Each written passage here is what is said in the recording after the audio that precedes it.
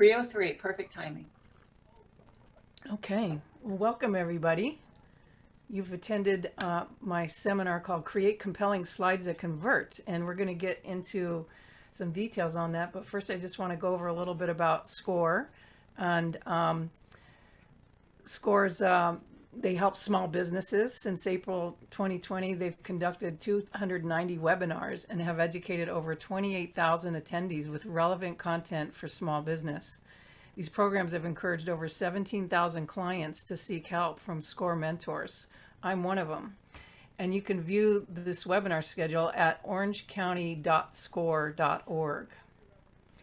So we help small businesses. SCORE is a nonprofit resource partner of the SBA. And since 1964, SCORE has helped 11 million businesses. It's small business, but huge impact. That's what you get when you get mentoring from SCORE. And this past year, SCORE Orange County helped 333 new businesses and 1,722 new jobs.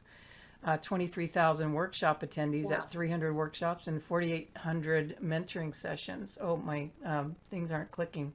Nope. I missed it.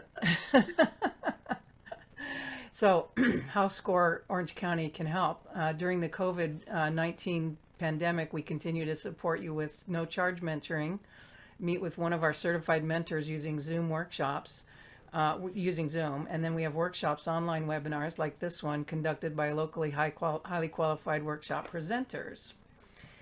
To book a mentoring appointment, you really want to write this number down, is call 714-550-7369 between 9 a.m. and 2:30 p.m. or visit orangecounty.score.org and select Browse Our Mentor Profiles. And you can't go wrong. I'm serious. If you're working on your business and you want to see around the corners that you can't see, these mentors can really shed some light on that. So, so how many of you are creating your own slides? If you could put in the chat, say, I do. I just want to know how many people touch their slides, create their own slides, and want to talk a little bit more about that. Tara creates slides. Mary, Kristen, you might. Okay, Josette, I like that. You might after this. All right, so are you tired of being in PowerPoint hell? We've all kind of heard that, like death by PowerPoint, or and I say PowerPoint, I don't mean that you have to use PowerPoint to create slides. There's other programs that create slides. What I'm talking about is what to put on the slide to make it engaging and really connect with your audience. So this title is Create Compelling Slides That Convert, but what do we mean by compelling? It's evoking interest, attention, or admiration in a powerfully irresistible way. So you might have thought, like, how do I start my slides? Or I got to get past this presentation because I hate presenting in front of my boss. Or, you think about it, it's like, I'll do that later. Or I need to create space because I need time to think. You'd be surprised how many clients I work with wait till the last minute to work on their own slides. That's why they call me. It's like, I can't do it anymore. You do it. And it takes, you might say, it takes a long time to create slides. So put in the chat, what stops you from creating your own slides or starting your talk? What stops you?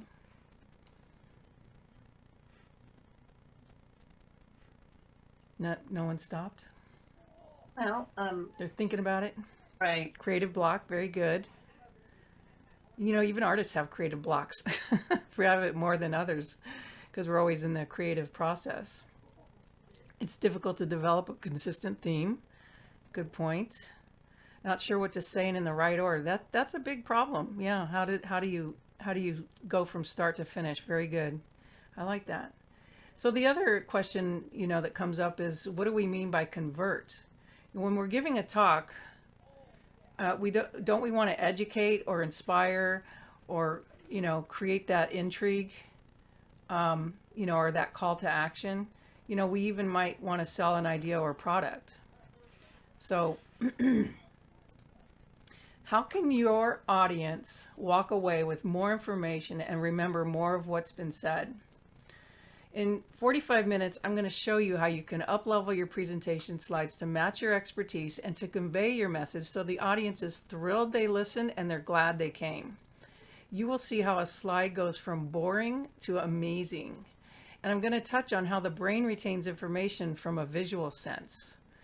And I'm going to tell you how your talk can convey 1,000 more words per slide than what you can say alone. Your audience will appreciate your efforts and they'll want to work with you. So let me just talk a little bit about my mentors. So I came to SCORE about 6 years ago, and I came across Tom Patty and John Pietro, and they were giving talks together. And Tom, worked at Chiat Day, one of the biggest brand agencies in the world, and they worked with Apple and Pepsi and other clients like that, big clients. And then John Pietro also has experience in marketing, and he worked with Wendy's when they coined the phrase, "Where's the beef?" I love that. Love that commercial. And so when I was consulting with them, they were actually instrumental in guiding me to shift my business from a typical graphic design studio to focusing primarily on presentation design and strategy. So it's actually transformed my business. Other mentors in the past few years is Lisa Sasevich for Speak to Sell. Jennifer Deep Stratton helps me with understanding high ticket sales. Danella Burnett helps me get on stages, and Jay Souter is helping me with making my talk really resonate and engage. So, I've paid these people money. I've hired them to help me be a better speaker so I can understand what my clients are going through when they're presenting. My life mission is to make a difference for 1 million audience members by working with 1,000 speakers. I often tell clients when I'm working with them, I say, I don't care about you. I care about your audience. And they go, ooh, I like that. It's like, I want to make sure that your audience feels they're glad they came, they're connected with your content, and I want you to be able to deliver your best. And to me, that happens through assistance of what they're saying, but also what are we showing on the screen that resonates with them. I am now an international speaker and an author. My first talk was 3.5 years ago with SCORE. It was called From Sedated to Captivated, How to Improve Your Slides in 10 Minutes or Less, because I only had 10 minutes on stage. I've also spoken at events in Los Angeles and London. I've spoken to students in a business college in Canada. I've spoken at summits and small masterminds. I also have spoken on people's Facebooks and YouTube channels. And I conduct private trainings for corporate. This is a picture of my new book that just came out last month. I'm really happy about it. It's a #1 bestseller on Amazon. And I've worked many live events, making changes to speakers' slides just before they hit the stage or providing that calming effect for them so that they can be their best. I've worked large shows and small. So what I did when I worked these live events is I would actually run their presentation slides. I'd run the computers. I'd make sure the computers are working and on, and we're on their right slide deck, and they're clicking their slide and it's going forward and everything's working perfectly. We were the ones behind the screens, right? I never saw myself going around the curtain in front of the screen on stage, but here I am. And with all that travel, I've got to witness the results that these speakers have and how that creates on their audience. And I'll tell you, about 90% of all the slideshows I've ever seen in the past 30 years are not that great. They don't really put much thought into what they put on the slide. They're nervous. They're wondering what to say. So they put notes on the slides for themselves to remember what to say. But that doesn't really help the audience. In the early days when I started creating slides, it was back before computers. And we called it speaker support. But it's not to support the speaker. It's speaker support, supporting the speaker to connect with the audience. So I hope that makes sense. So like I said, I've realized that impact on the audience, and I've seen often speakers can make or break that experience from their lack of preparation and delivery. It amazes me how much money is invested in these events, from hotels, meals, venue rental, and yet the mind share that goes on the slides and the delivery of their message it's like the last thing that gets done. And it's like the most important thing, because most of our time sitting in these all-day events, we're looking at a screen and we're looking at the speaker.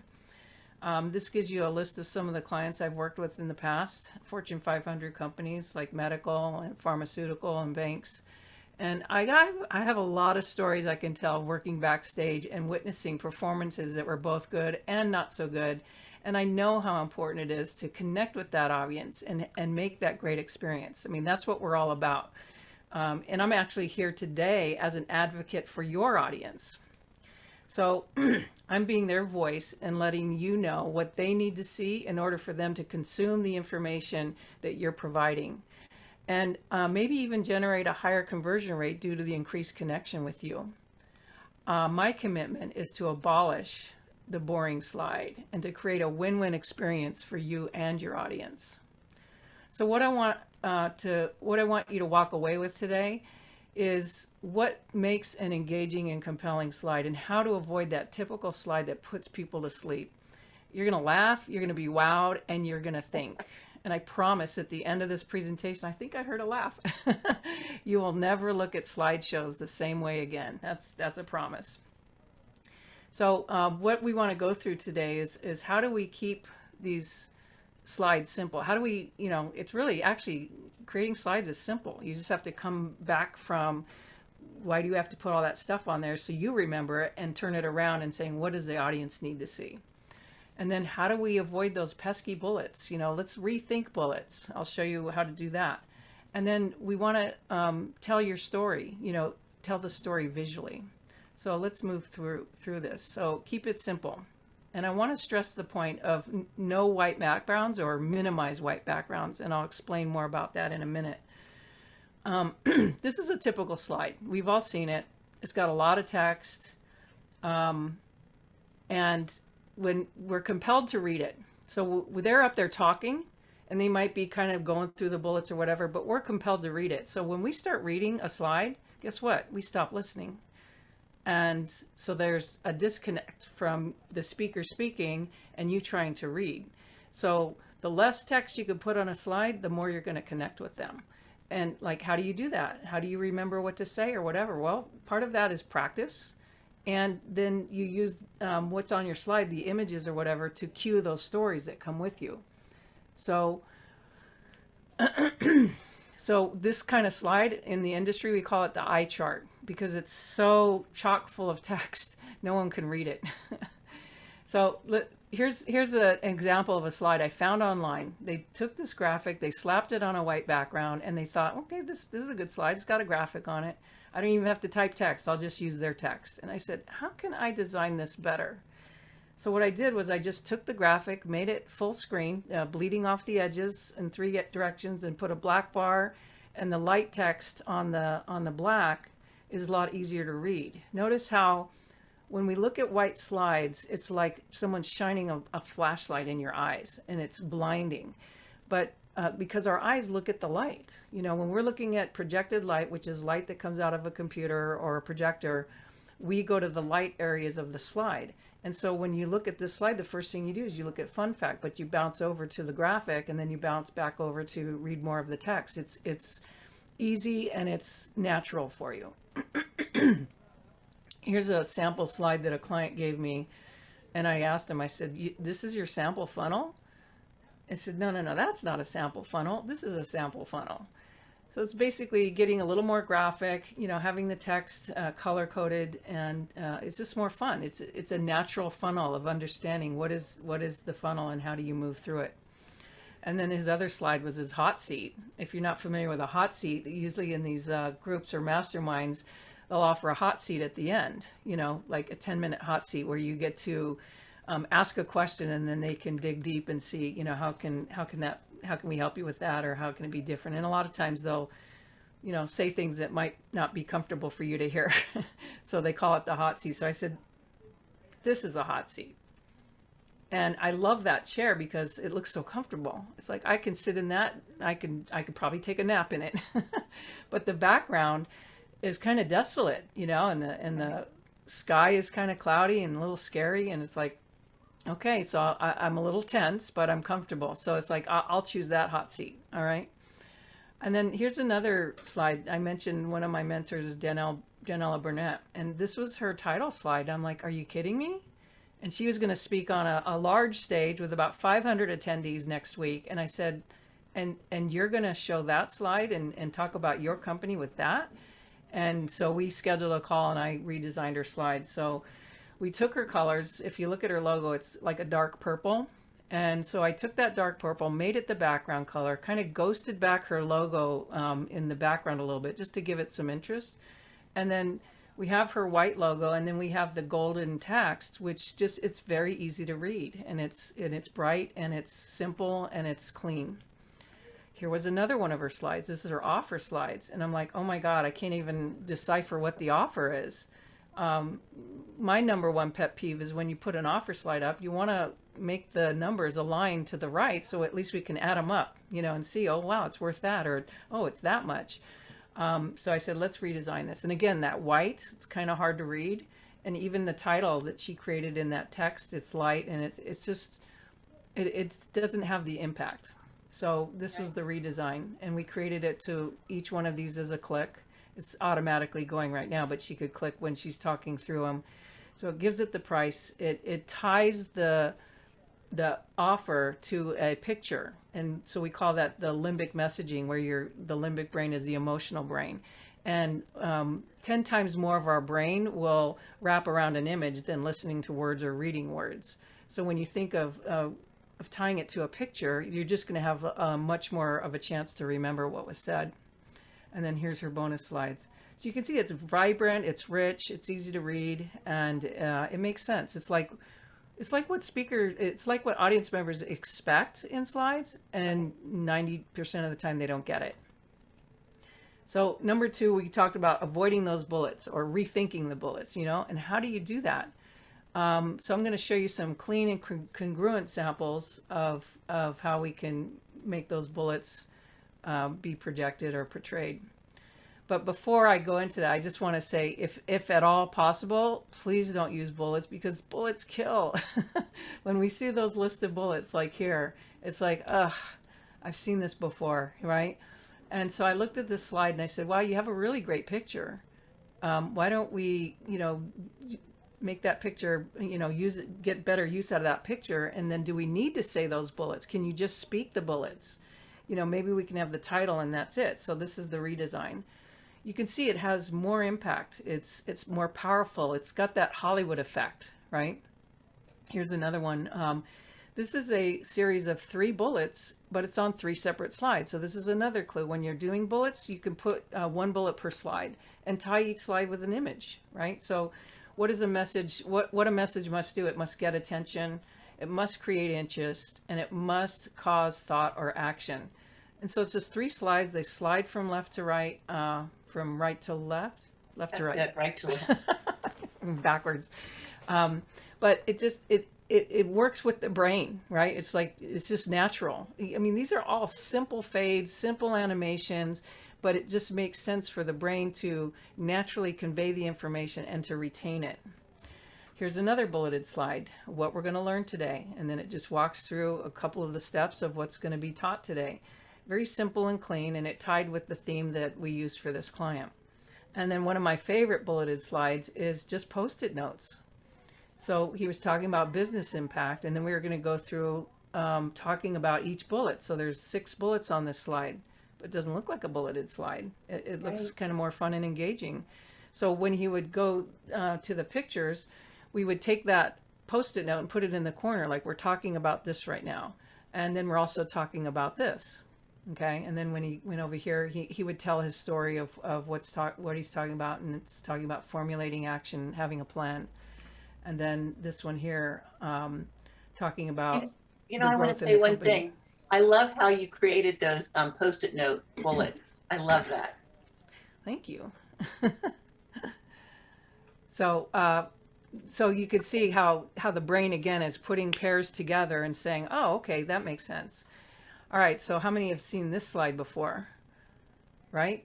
That white slide again, the typical bullets. It's like, there's a better way. Let's see, how can we make this better? So I said, let's make it into like a dial, where it's dialing up and saying, if you're going to go stay in faith, you can't be halfway. You're going to work through fear, worry, trust, and then you're going to be in faith. So she talked to this slide for about 2 minutes, but it just has more impact. And I know some of you can say, I can never think of a slide like that. And I get that. I mean, I've been doing this for 30 years. I'm a trained graphic designer. I love visual imagery. I'm addicted to television and watching all the graphics come up. I mean, I can't get enough. So it's my sweet spot. But I'm just showing you what's possible in slides, because most people, like I said, haven't seen what a good slideshow can look like. Brigette, So then, excuse me, here's a question, and that is, how did you create those Post-it notes?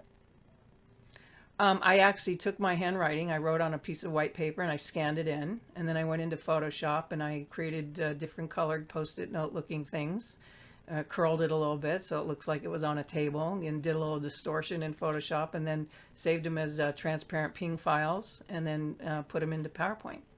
And then in PowerPoint, since they're separate ping files, you can animate them, like bring it on, on a click, it fades in, or automatically it fades in. That's how it animated on all 6. Does that answer that? Yes, I love the questions as we're going. This is good. Okay, so then our next step is you want to tell a story, but actually you want to do more than that. You want to tell your story.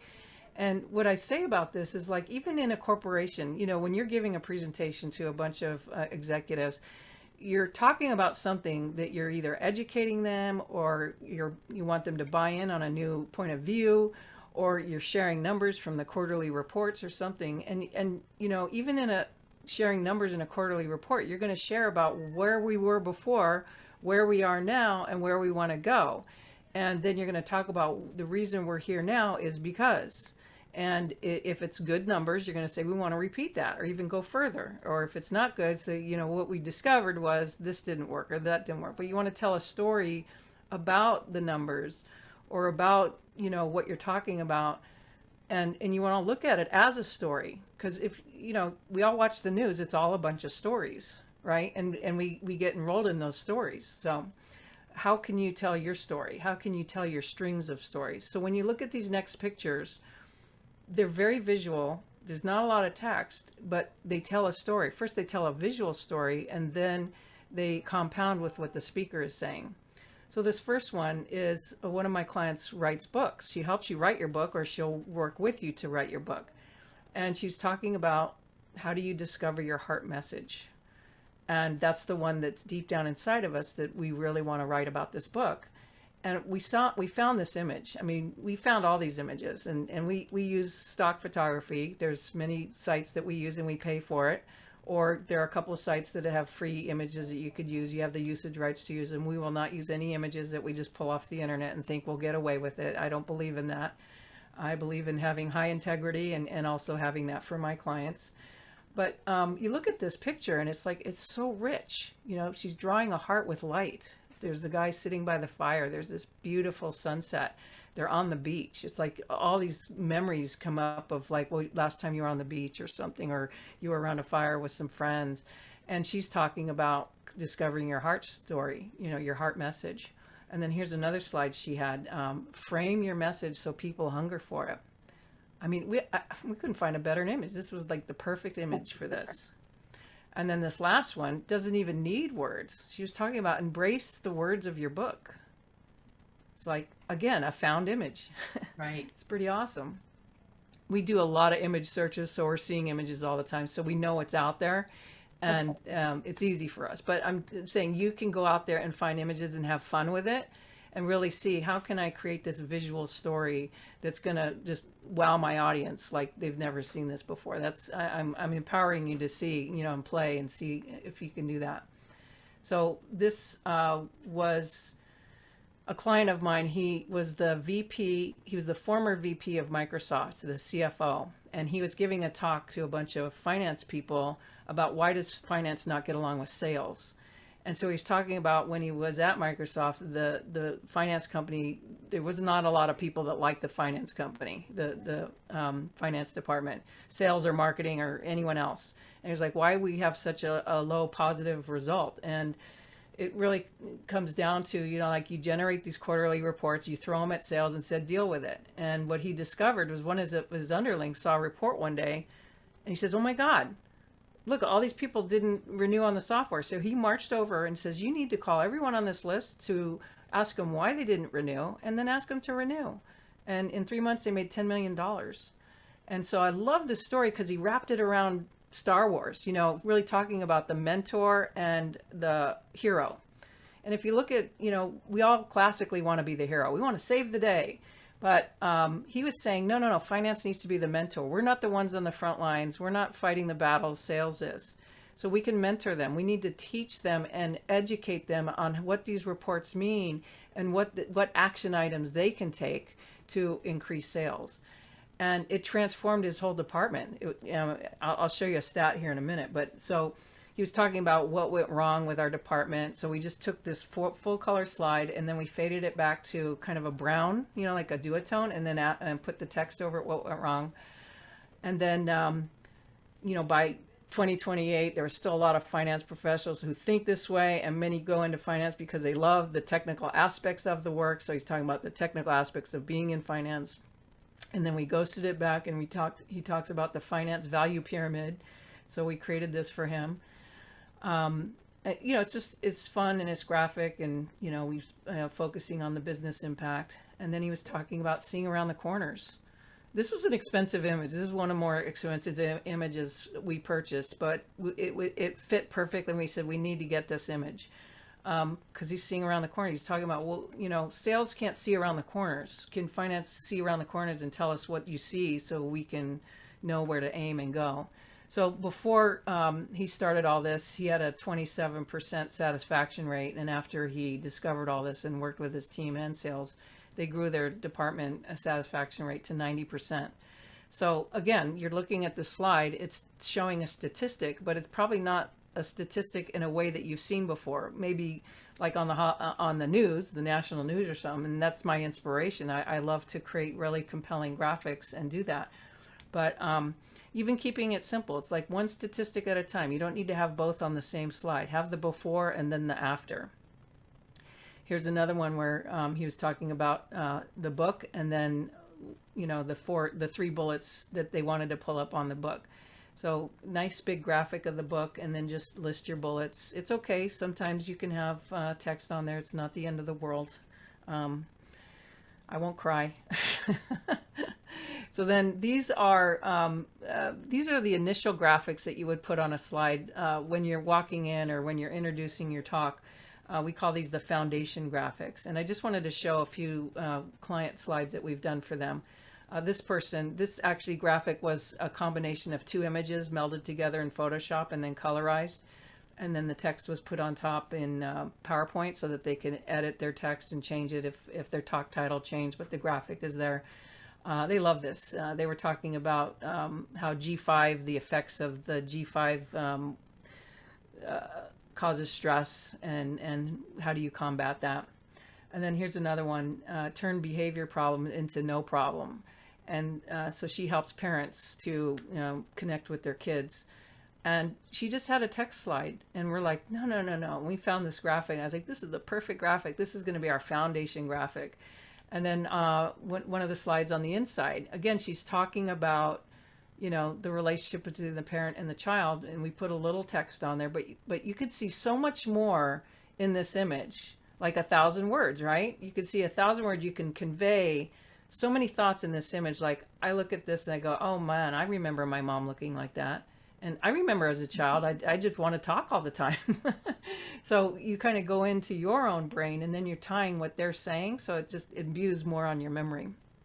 And then the missing link, they're talking about the health and wellness puzzle, so this image really describes what they're talking about. And then here is the slide sorter view of a list of slides I did this was for John Pietro. He gives this talk. It's called The 10 Commandments of Marketing. Is that what it is? Yeah, The 10 Commandments of Marketing, according to the book of John. So I don't know if you SCORE attendees have seen his talk before, but I work on all of his slides and he's been mentoring me. So it's a great trade-off. But you get a sense of what a slideshow looks like when you look at the slide sorter view. And I tell people, when I get a slideshow like this, I have no idea what they're talking about, and I'm excited because I want to listen to the speaker. If you have every text on the slide and you're writing it all out, then it's like, why do we need you? You know, you don't need to stand up on stage, just show your slides and walk away. And they're like, what? But it's true. I mean, you know, people say, I have to put all these words on there because we want to hand the slides out. We want to give it to them later. I say, great, create a separate deck. Create the handout deck, but don't project that. And people are so resistant because it takes so much more time. And it's like, okay, yeah, it takes more time, but what are you serving up to your audience? What's important? Your credibility, your authority, your brand, your image. Do you care about that? Do you care about what they think when they go away? Or do you want to just be another ho-hum speaker? I know I get kind of straight on that, but that's what, 30 years of seeing audiences getting taken out. It's a sad thing. So I love this image because he's talking about know your customer, and he's talking for about 5 minutes on know your customer. I mean, he talked for an hour and he had 10 slides. So, each slide he's going to talk for a few minutes, but you look at this image as he's talking, you're formulating opinions and memory. And when you look at a slide like this, the first thing you do is you look at their eyes, and then you look at, are they looking at you? If they're not looking at you, what are they looking at? So then you look at what they're looking at. So we look at his eyes, he's looking at her, she's looking at her hands, and they're looking at the product. He's smiling. You get from body language that she's kind of receptive and happy. And then you look at the store and it's like, wow, it's so beautiful. It's so well laid out, and it's colorful, and it's engaging. So you could see how you pick the right image and it really makes a difference in what you're trying to convey. So this next slide, watch where your eye goes. So went to the eyes first, didn't it? It did for me. So she's looking at the bags, right? And we're talking about offer your customer something they value. And you can really tell she values shopping. But I love it. It's so colorful, and her lips match some of the bags, and she's got this great look on her face. It's very engaging. And then this next one, effective communication is what is remembered and acted upon. And this is a bulleted slide, but you wouldn't know it because you've got to entertain, you've got to engage, you've got to inform, and you've got to have a call to action. So he's talking about effective communication. And then you look at this picture and it's these two boys, and they've got these great faces and their body language, and it's just so fun. Okay, and then this next one, speak the language of the customer. I mean, it's a white slide. I'm okay with white slides, on occasion it wakes you up, right? But if it's every single slide, you're going to put them to sleep. Guaranteed. If all your slides are on a white background, within 10 minutes, they're going to fall asleep, or they're going to tune out because they just can't take it in anymore. They're like blinded. And I kind of equate it to when you go to the theater and you're about to watch your movie, and you're sitting in the audience, you got your popcorn, they're about to start the movie, they just finished the trailers, and then the movie starts. And you're like, yeah.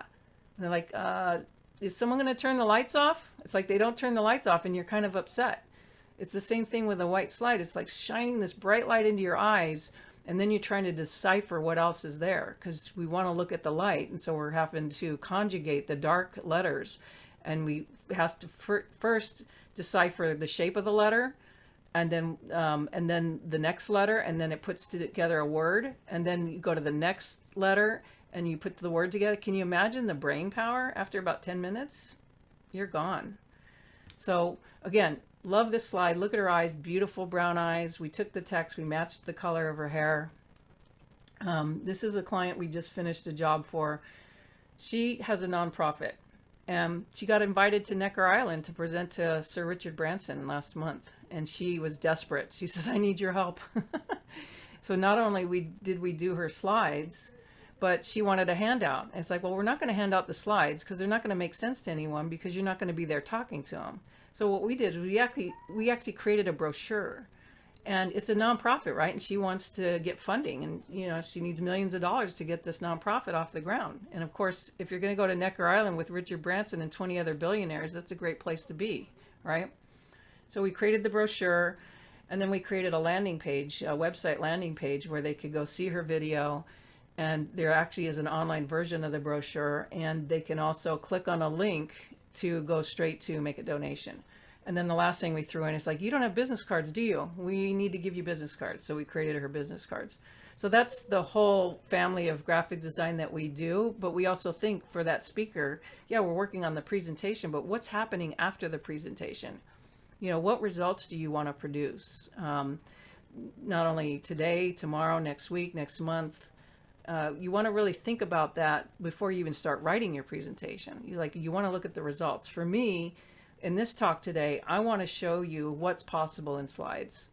And I think you remember in the beginning, I promised you that you'll never look at slideshows the same way again, right?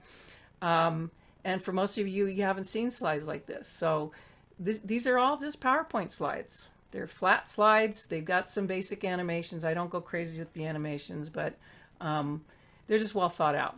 Okay, and they're thought out based on the outcome.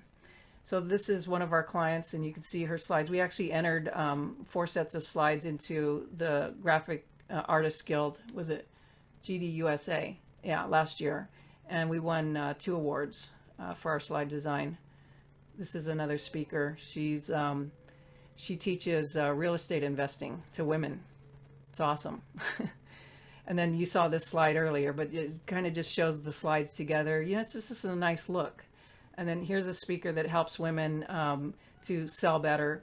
You know, so we created her slide. She wanted that golden background. So I'm not against light backgrounds. It's just that you want to be careful of too much white. And then this is my deck, like you're looking at today. And we actually won an award for this deck as well. So these are the awards we won. So we're pretty proud of that. Right, Arlene? Arlene's my art director. So where are we here? Okay, we're moving pretty good. So let's recap. We talked about keeping it simple.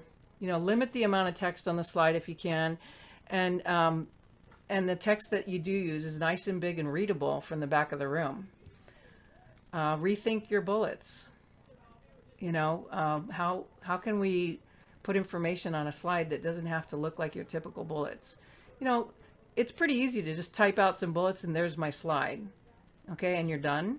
But are you really thinking, you know, when I talk about this information, are they going to be able to convey it later or remember it? Or are they going to imbue it? Or do you even want them to remember it? It's kind of like, why are you presenting then? You know, why is this slide important? Why do you have to present it? And so, you know, you want to think of those things. And then the last one is tell your story. Use great visuals. It helps make that story memorable. And again, that picture is worth 1,000 words. And, you know, have fun with it. I love my job. I don't know if you could tell. But, you know, most people, they dread their whole existence on being on stage. And it's sad. I mean, I was pretty scared the first couple of times. And, you know, I think I get a little bit scared every time I get up on stage. But once I'm there, it's like I'm connected with you guys. I'm sharing with you. And I like the interaction. I love you guys putting stuff in the chat so I can see, wow, there's humans on the other end. You know, so don't dread that existence. You know, why not create a moment that's fun and engaging? It can be done. It really can. Bridget, I do have some questions when you have a chance. I can wait though. Tell me when you're ready. We're almost to the question slide. Okay, thank you. So what would it be like to have that kind of transformation in your next talk? So wow, I hope you've learned some valuable stuff today, and presentations look different now. And you can see how you can improve on your own presentations. So imagine you're sitting in front of your computer and you're working on your slides and you have a solution that makes it so much easier. Designing impactful slides so that they captivate and convert will help you to sell your products, services, and your ideas. Isn't that what it's all about? Yeah. So I have this free offer I want to give you. It's called Rise Above the Rest, my top 5 secrets to creating compelling slides that engage. And it's a 5-video series. It's 60 minutes long. And it talks about how do you brand your template? You know, how do you convey that text without those boring bullets? I actually walk through how to create one of the slides that I showed you today. How do you find those compelling photos that increase the memory? And how do you show those statistics that illustrate your point?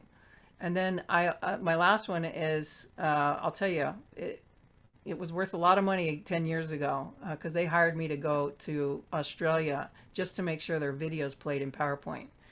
But I show you, how do you insert a video? How do you make sure it plays? Because 9 times out of 10, I see people, they fumble with the video. They don't know what they're doing, or they put it in their slide and it's not working. And I walk through the whole steps of how do you ensure 100% your video is going to play. So that offer is at createslidesthatconvert.com/score. So go there, sign up, and this training is worth $197. So you get it for free, and it's offered to everyone here at SCORE today. So I hope you enjoy it. And once you get into, this is a free membership site. When it will eventually be monetized, but once you're in there for free, you're always in there for free.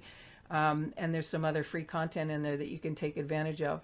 So check it out. Let me go here. So you want to ask yourself, what results do you want to produce beyond what you've done before now that you're showing up as an expert? So here's my question slide. Give me my questions. Are you ready? Let me open Okay. up the Q&A. Here we go. So my first question is, what applications besides PowerPoint, what other skills do you suggest that people have or acquired to build these kind of presentations? Is it photography? Is it Photoshop? You can acquire those skills if you want to design presentation slides all the time. I mean, obviously it helps if you have a design degree, or, you understand photography because there's the balance and the lighting and all that kind of stuff. But most people, they don't need to get an art degree to design slides. It's just really, finding great visuals, looking at other things. Like I watch the morning news, the national news, the morning shows, because they always show graphics and, the COVID statistics and everything. It's just, it's exciting the way they show it. And I get ideas like, oh, I like the way they revealed that. I'm going to do that in my next slide deck. So just kind of be open to how can I convey my information differently? I'll give you an example. I was at a graphic design conference, maybe over 20 years ago. And they had the creative director from Hallmark Cards speaking at the lunch break. And there's about 300 people in this big giant room that they called the lunchroom. It was just a bunch of round tables. And he had 12 3x5 cards put up on the wall, just taped to the wall. And they all had numbers 1 through 12. And they had a little drawing on each. And he, once he introduced himself, he says, pick a number. And someone said 8. And so he turned around, he grabbed this card number 8, and he looks at it, oh yeah. And I don't even know if he showed us the picture, but he just started telling a story from that memory of that drawing. And he told a story of, things that happened at Hallmark and being a creative director and all that kind of stuff. And then he asked someone else, pick a number, 5, so they go pick that. So what he created was an interactive presentation, no slides. He just had the audience pick the number, and then they got to dictate the order of his stories. So I thought that was really cool. I actually created a slide deck like that 6 months later when I had to speak to the company that I worked for, and talked about how our art department manages projects and how they go through the process. And I had 10 slides, and I said, pick a number between 1 and 10. They'd pick 7. And so I'd hit 7, enter. And so in PowerPoint, 7, enter goes right to that slide. And I would tell the little story about what that slide was. And so that's the string of stories, just tying a story to each slide. So I kind of went off on a tangent, but you're talking about different programs to use, or how do you become great?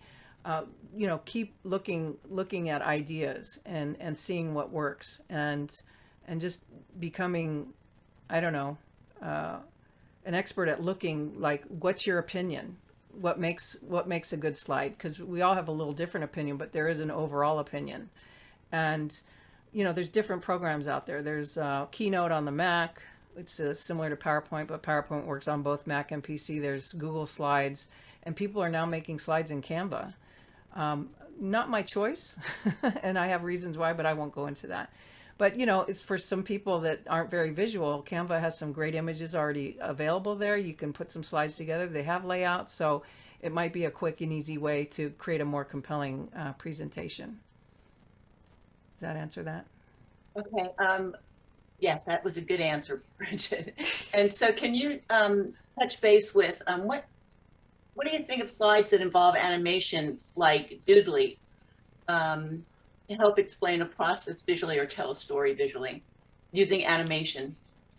Yeah, I mean, Doodly, you know, the animation, the whiteboard kind of drawings, I think they're great. Nothing wrong with it, you know. Uh, it's, you know, sometimes those tools in the hands of someone that doesn't really know how to convey the message to the audience may not put the elements together well.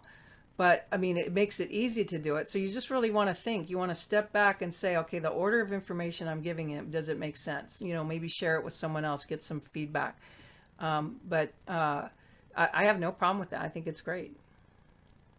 Okay. Are there any calming branding colors that people should avoid um, to avoid people going to falling asleep, just like the white will put you to sleep? Are there any other calming colors like that? No, I mean, you know, if your branding colors are like pink and blue, one of our clients was pink and blue. And, you know, we alternated the background. You know, most of the time we had a blue background, but every once in a while we'd have the pink background. Just to kind of wake it up, sort of like with Danella's slides. She had the dark purple background, but then we went to the gold background for the offer slides, just to kind of wake them up. I don't think that white is just so stark. And like I said, in some cases, you know, there's a picture on white, it works. But you look at most commercials on TV, they're not on white. The very few. I've studied this, and very few choose the white background. And I sit there and watch it, and I see, okay, you know, white slides came in vogue in the 90s. I think Apple started doing it and stuff, so everyone started doing it, but they didn't realize, you know, now everybody does slides that way, and it just does have an effect on our brain that just doesn't work. So, Can you discuss your thought process behind how you choose your transitions, Bridget? yeah, so I go very simple. If you want to use transitions, just use fade, soft fade. Now I used a couple of them where they slid from the left to the right, and some they'll you know, fade from the center out or fade from the outside in. Use them sparingly. You know, you don't want to take notice of the transitions unless there's a reason to take notice. People do these fly-ins and all this crazy stuff, and they think, oh, they're going to love my slides, and it doesn't I do get dizzy anything. sometimes. Yeah, I mean, and PowerPoint, they put in all those different transitions. I mean, as a designer that's looking for different ideas, it's nice to have all those choices. But I'd say 95% of all those animations I very rarely use. You see in my slides, it's mostly all just soft fades. And I would put a soft fade in there, even on Zoom. Sometimes these transitions don't work so well, but because of Zoom, because of the internet transfer. But a soft Right. fade is just a little softer than just cutting from one slide to the next. Um, Somebody would like to know if you could describe your process, run through the process that you did when you created those 6 different Post-it note bullets. Well, first I had the idea in my head. I was like, let's do Post-it notes. And I shared it with the client, and he's like, I'm not so sure. I said, well, let me do it, and let's see what it looks like. And it was just, you know, like I have Post-it notes on my wall over here to remind me of work on this project, or don't forget to send this email or something. And it was like, you know, that could be bullets. So it's just really looking out in your environment. How can you use things as like a bullet list, right? And what I love is nowadays we have these cameras in our phones. Go take your own images. Use those images in your slides. You know, I was going for a walk one morning. I was thinking, wow, I should just take a bunch of images while I'm walking, you know, like of the street or of a street sign or something. Where could I use this in a slide? You know, those found images, or you know, how do you relate this picture to the story? And sometimes you can have a picture that has nothing to do with your story, and you declare that, but it's like something for them to look at as you're telling the story. They're tying it to that image, and it's just going to help them with that memory. Okay. So people are curious about how Ellie did when she went to Necker Island. I don't think we heard back, did we? Yeah, unfortunately, they had weather issues. Okay, well, first of all, they had to quarantine in COVID, so she invested a lot of money to go there. It wasn't a free trip. A lot of money. If you don't know how much it costs to be there for a week, look it up. Right. And unfortunately, I think only 2 or 3 people out of the 20 got to present, and it was like presenting for like 5 minutes. So it's unfortunate because of all the weather and stuff. They had power outages at one point, I think. But she made connections, and those people are interested. And there were some people she was clear they weren't interested, so she didn't waste time talking to them. But you just never know who you're going to meet and who they're going to know. So I don't think it was a total loss. And it really kind of made us, wow, what's possible, right? Let's just create the best thing we can create for you so you're well armed and you could go out there. And Her so, slides and her workbook were beautiful. I mean, I know we did them, but I'm serious, they were beautiful. Something to really be proud of. yes, we love that. Brigette, I have another question, and that is about since video marketing is supposed to be one of the most effective ways of communicating. Do you see people using more videos in their presentations or less? I actually don't. I don't see people using more videos. I think they should. I think video is very engaging. You don't want to go overboard though. It's like, oh, I want to show this picture from that movie, and they show like a minute and a half. And it's like, we have an attention span of 7 seconds. A goldfish has 8. Right. So you really want to, when you go into Hollywood and see how they trim cuts and stuff, I mean, it's really short, 30 seconds is plenty. And nowadays, when you put a video on your website, 30 seconds, maybe a minute. Don't go over that because it's too much. They're going to want to look at it and then they're going to want to move on. So you want to guide them through it. Okay. It's just a clip. I love the motion of video. I love the sound, the music, whatever. But how do you use it tastefully is the trick.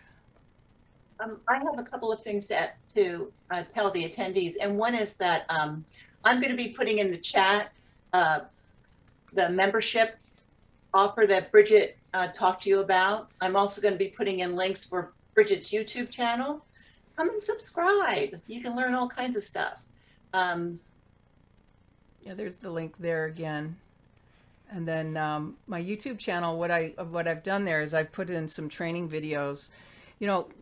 People ask me, Brigette, I've got to talk tomorrow and I screwed up my slides. I can't fix the animation. Can you help me? And so I'll actually turn on my recording and record how I fixed it and then publish it. So that, because that problem other people have. And so that's kind of what dictated some of the videos that I show on my YouTube channel. But we're also loading up more content into the membership site as well. So stay tuned. And feel free to throw some questions out at me. Reach out to me at presentationdesignexpert.com and I'll be glad to see if I can make a video of it.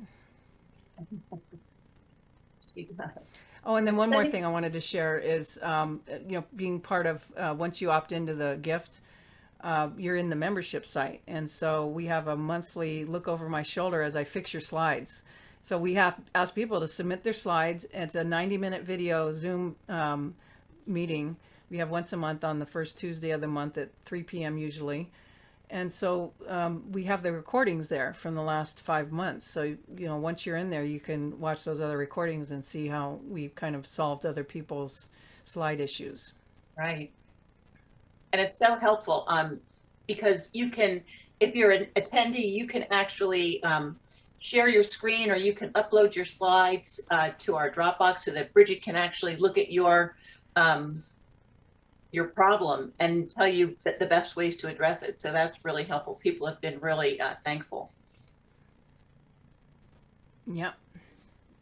Did we get everyone's question? I think so. Let's see. Well, people are concerned or questioning what kind of software we use. I had answered them that we use Photoshop and Illustrator to create graphics, but like I don't know if you wanted to tell them about like how like you can even use smart art in PowerPoint, like all the different things you can do. Yeah, PowerPoint's really powerful. I look at PowerPoint, it's kind of like Photoshop. If you're not familiar with Photoshop, it's like it's got everything in the kitchen sink in there to edit photos and create graphics and illustrations and stuff. And PowerPoint is kind of the premier program for presentations. So there's some really cool smart art, and one of the look over my shoulders, this woman wanted to show a pyramid, and she's having trouble using the smart art, and I showed her how quickly she could make it and then how to animate it, and she was just like blown away. She was so blown away. She fixed up her slides that night, and she sent me a message the next day. She says, "Oh my God, my slides are completely different now since 5:59 p.m. yesterday." And then she sent me a $50 gift card. It's like, wow, that's awesome. I'm doing this for free, but thank you.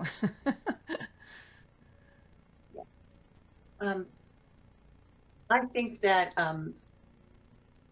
that's basically the questions. And it's like there were questions about getting the pictures and avoiding copyright issues, but you were clear about that we always go to like a photo bank or make sure that they have the copyright before we'll ever use it for a client.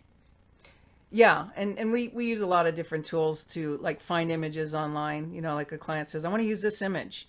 So we'll have to search that image to find it so we can procure it. Just because you found it on someone else's website doesn't mean you can use it. I had a client who had a website and her webmaster disappeared. And so she asked me, can you help me with our website? And we do website design as well. And I said, sure. And then about 6 months later, she got a bill from Getty Images saying you owe us $500 for using that image on your website. And she's like, what do I do? And I said, well, you pay it.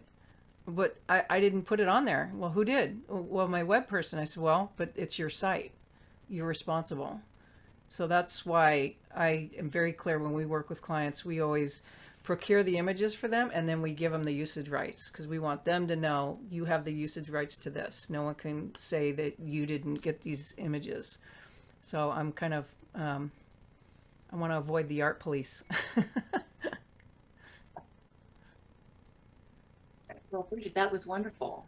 People are saying thank you. They really appreciated all Awesome. your input. And it was perfectly on time. We're right on time. Perfect. Well, thanks everyone for coming, and I hope to see you around soon. Reach out if you want, and we'll see you on the next one. Thank you. Okay.